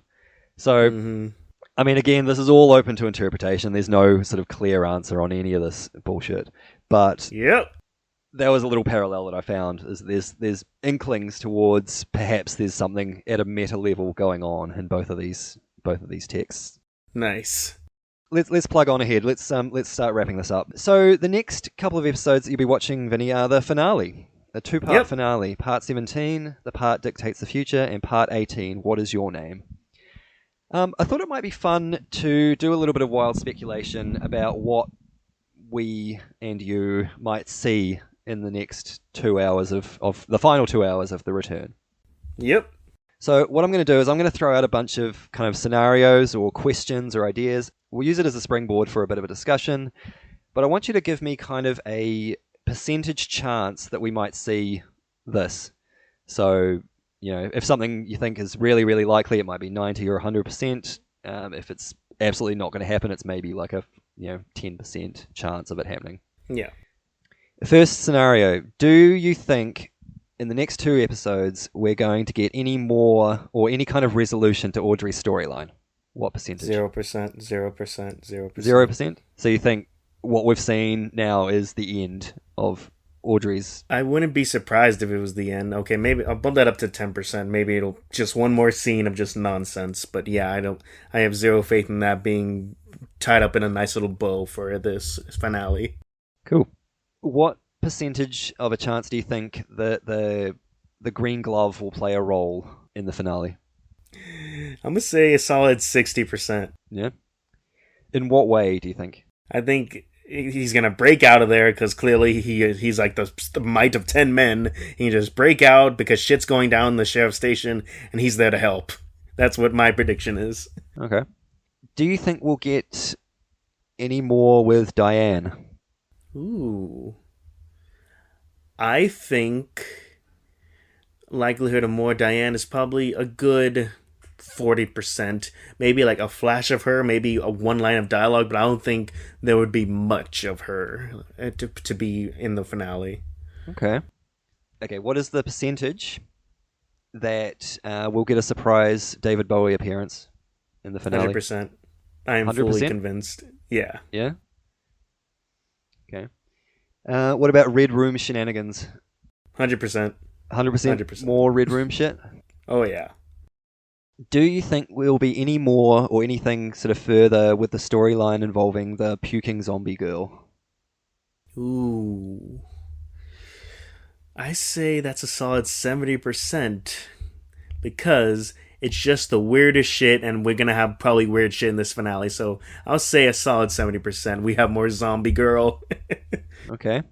What do you think that we'll go to any new locations that we haven't been to before? Ooh, that's a good question. New locations. I'm gonna say 80% because what new is weird and strange, and that could be exciting things in this finale. Like you build up these prominent main locations across the country and introduce this new spot where unpredictable is gonna happen. Yeah, I say that's plausible. Okay. Only a couple left. Or do you think we'll get an explanation or an introduction to Judy?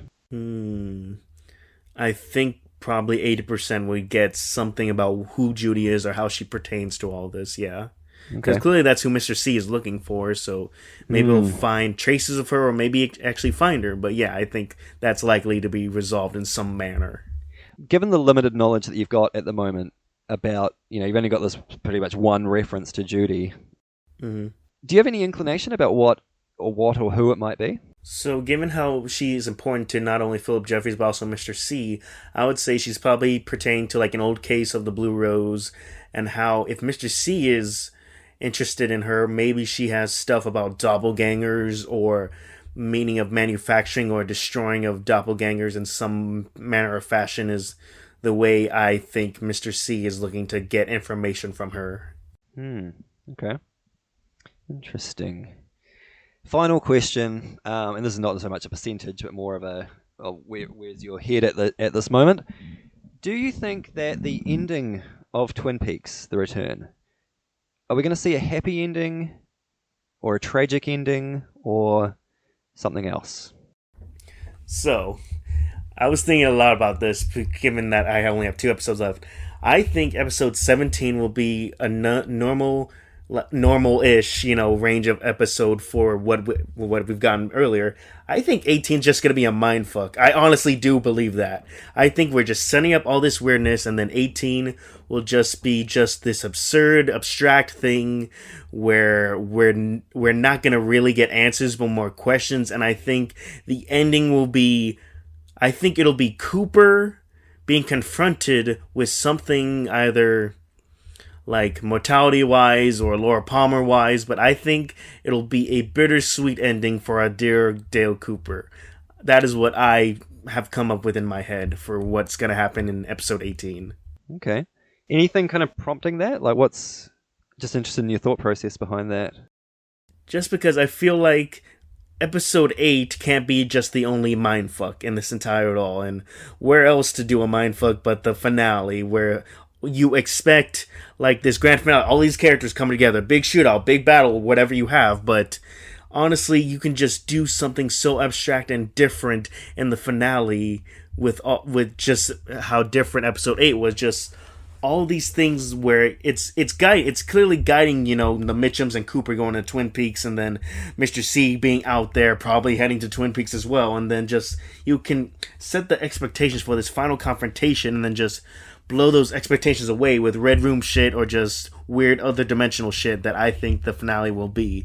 I hope it'll be something as awestrucking as I thought episode 8 is, because episode 8 is probably, I still, after digesting it for so much and watching parts of it ever since then, I think it's probably maybe the top 5 pieces of television I've ever seen in my entire life. Wow. So I'm hoping that the finale scratches that itch some way.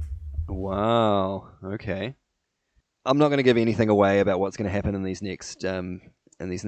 final 2 episodes. Yeah, these did come out at the same time, so both episodes were released as a double, and yeah, a lot of reactions in the fan community following these 2 episodes. Yeah, so cool. Thank you for running through that, Vinny. Well, here, let me ask you some questions about, it's in the reverse order of this, so yeah, I can absolutely. ask you questions about. Okay, so given what you've seen of the rebuilds and how the other ending of Evangelion is, do you think there will be a large mecha battle in 3.0 plus 1.0? I feel like there will be, and I'm basing that on the Next Time On thing from 3.33, where that was pretty much the only footage that we had was a bunch of robots fighting each other. So I'm picking that there will be. I'm picking that's going to be at least 90%. All right. How likely are we going to see Shinji be a whiny little bitch in the finale? 150%. No question. Okay. How likely are we to see Instrumentality Project again as this finale? Now that's an interesting question. I feel like we will see an attempt, maybe. And I'm only just thinking about this now, but considering how, I guess, poorly received the End of Evangelion was, I feel like they will try something different. And I'm wondering if it's going to go down the line of, it's kind of that ticking clock. The human instrumentality project's about to start, but it gets kind of thwarted at the last minute by something. Yeah, I feel like we'll see an attempt, but maybe not a success. All right. How likely is Gendo going to be forgiven for everything he's ever done? Gendo will be forgiven. Yes. I don't know. I mean, he's done a lot of shit. He has done a lot of shit. I guess the question would be, whose role is it to forgive him? Would it be Shinji's role to forgive him, or would it be Rei's role to forgive him? Given what I know about biblical narratives and that, I feel like there's probably a good chance that he will. I feel like there's probably a good chance that he will repent, perhaps. Maybe it'll be like a end of Into the Spider-Verse kind of situation where, they're trying to orchestrate this altered dimension to reunite with a loved one. and maybe he'll see the error of that, and how selfish he's been, and maybe he will. Maybe he will repent, and maybe he will be forgiven. I'm going to put that at a solid 50%. It could go either way. How about will Masato hit on Shinji again? Ooh. I mean, she's only really done it this one time, really, hasn't she? Yeah. Yeah. I'd say that's pretty... I'm going to put that pretty low. I'll say 25%. Okay. Do you think Shinji gets a happy ending? It's probably just going to be like, she's probably just going to throw herself at him. Well, he's technically of age now. He's in his late 20s, apparently, because of the time skip. So. Oh, shit. Yeah, you're right. Oh, wow. Yeah, but then, okay. So she's a cougar in this narrative then, I guess. Anyway. Okay, will Shinji's ending be happy, sad, tragic? I would be surprised if it was a happy ending. Like a happy, feel-good ending. That would surprise me. So maybe that is what's going to happen. I think probably what's more likely to happen is that it will be, if not tragic, it'll be like a sacrificial ending. And what I'm basing that on is, I mean, I don't think that Arno is the kind of guy that would sort of wrap everything up in a nice bow, especially if he's taken 12 years to craft the film he wants. And also the fact that, I mean, Shinji, in a way, is kind of playing this Jesus type of character who, as we all know, was kind of crucified for man's... He sacrificed himself, essentially, for the benefit of mankind. I feel like it'll be something similar.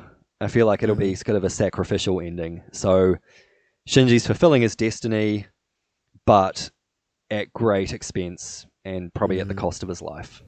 Interesting. Okay, now, final question that I asked you off pod, but I want it out there for the listeners. Who does Shinji end up with?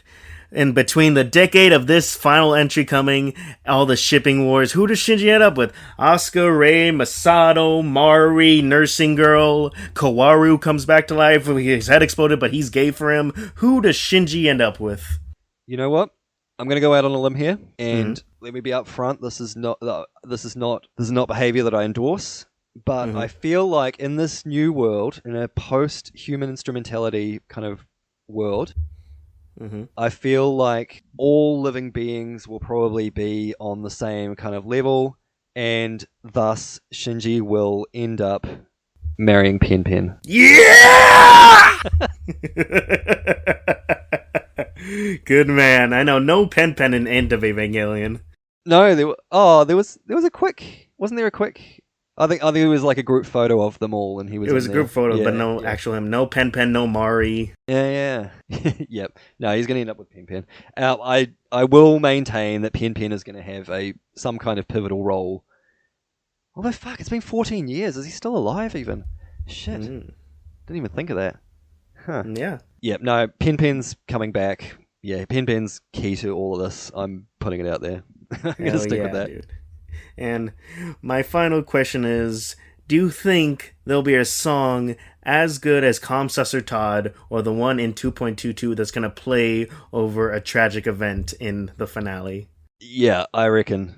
I mean, whoever the music director was on this, they're doing a bang up job. I think they're gonna nail it for this one as well. I reckon there'll probably be a track which is as good for sure. Yeah, that's 100%. Right, and I'll be disappointed if there isn't. Speaking of music, though, let's wrap this up. We usually end these episodes with a little bit of music because Spotify lets us do that. So I've got a couple of tracks I've got one track which I think would be good to play. But Vinny, have you got anything that you want people to hear? Yes, I want people to hear Calm Susser Todd by Ariane. Huge surprise there. Yeah, I think it's interesting to listen to it out of context of the visual and just dissect it by itself. Just someone alone listening to it with their eyes closed and just absorbing it as a piece of art. Yeah, absolutely. I'd echo that. So yeah, put the headphones on and listen to this one. It's a goodie. Now I'm going to pick a song by a band that appeared in the Return, the Veils. So this band played during the scene that you spoke to, where the girl was crawling along the floor and then screams. Yeah. The guy from the Veils is to my knowledge at least, the only or the single New Zealand person in Twin Peaks: The Return. I don't know if he was even born here. He grew up here. We grew up between here and the UK, I think. But he's the sole New Zealand connection to Twin Peaks: The Return. So I'm going to suggest a song from them. It's a song which is fairly different from the one that they played in The Return. But I'm going to pick a song off the 2006 album. It's called Advice for Young Mothers to Be, and it's similarly like a cool little pop ditty with some not as bleak lyrics, but some sort of somber kind of lyrics, I guess. Yeah. So that's a cool little vibe. And you know what? Fuck it. Let's put on Seal My Sunshine as well. I'm gonna chuck that in there as well. Yeah, it's a fucking jam. I love it. I think one year it was my most played Spotify song for the year. Awesome. Have you got anything else you want the people to hear, Vinny? I'll go for the other defining musical track from a movie I've seen that's animated. All Star by Smash Mouth from Shrek. The soundtrack to the apocalypse. Yep. Somebody. Okay. That's enough of that nonsense. We can probably leave it there. Yeah, we can. Thank you so much for listening, everybody. This has been a blast to record this episode, and we hope you've enjoyed it. If you have enjoyed it, get in touch with us. We can be reached on our typo-ridden, incorrect email address, tp@gmail.com. And tell us what you thought. Did you enjoy the end of Evangelion?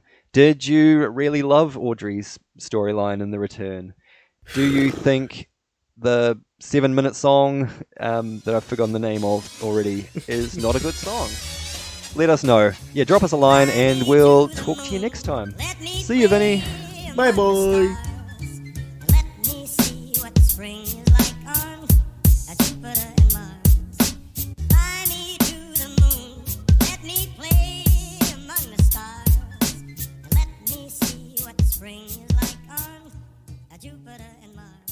I wanna see what different seasons look like on different planets. I'm way up in the stratosphere. I got a big advantage cause I got more love.